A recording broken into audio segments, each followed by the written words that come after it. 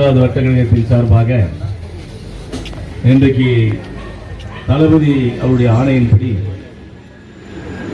உறுப்பினர் சேர்க்கின்ற அந்த பணியினை நம்முடைய தலைமை கழகத்தின் பொதுக்குழு உறுப்பினர் மரியாதைக்குரிய அண்ணன் ஆலந்தூர் இப்ராஹிம் அவர்களுடைய தலைமையிலே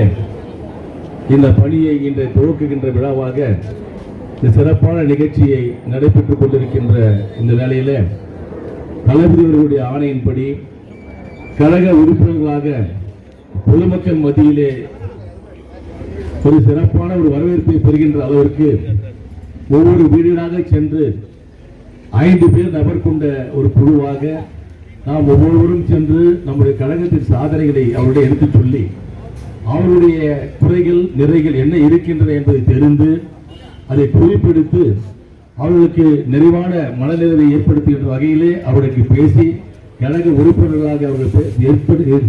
சேர்க்கின்ற அந்த பணியினை சிறப்பாக நிறைவேற்றி கொடுக்க வேண்டும் என்று தளபதி அவருடைய கட்டளை ஏற்று இன்றைக்கு தமிழ்நாடு முழுவதும் இந்த பணி இன்றைக்கு துவக்கப்படுகின்றது. அந்த வகையிலே மேற்கு தாமிரபரணி சட்டமன்ற உறுப்பினர் அவர்கள் துவக்கி வைத்த அந்த பணியை நடைபெற்றுக் கொண்டிருக்கின்ற இந்த வேளையிலே இன்றைக்கு மரியாதைக்குரிய அண்ணன் இப்ராஹிம் அவர்கள் வருகை தந்து இந்த பணியினை துவக்கி வைக்குமாறு அன்போடு கேட்டு விடைபெறுகிறேன். நன்றி, வணக்கம். சிறப்பான நிகழ்ச்சியை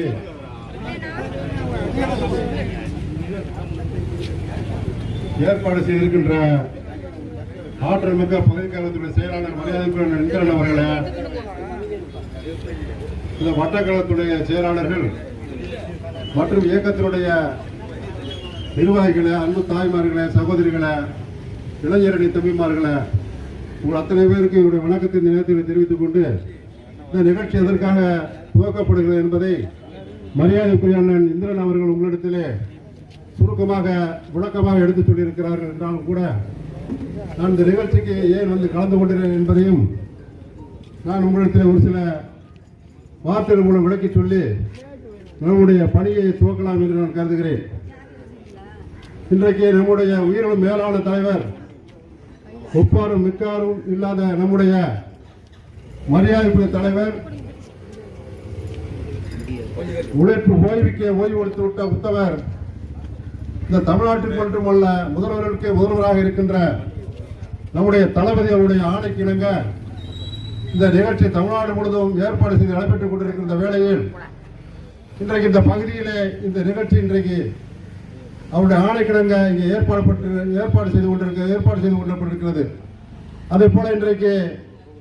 நம்முடைய மாவட்டத்தை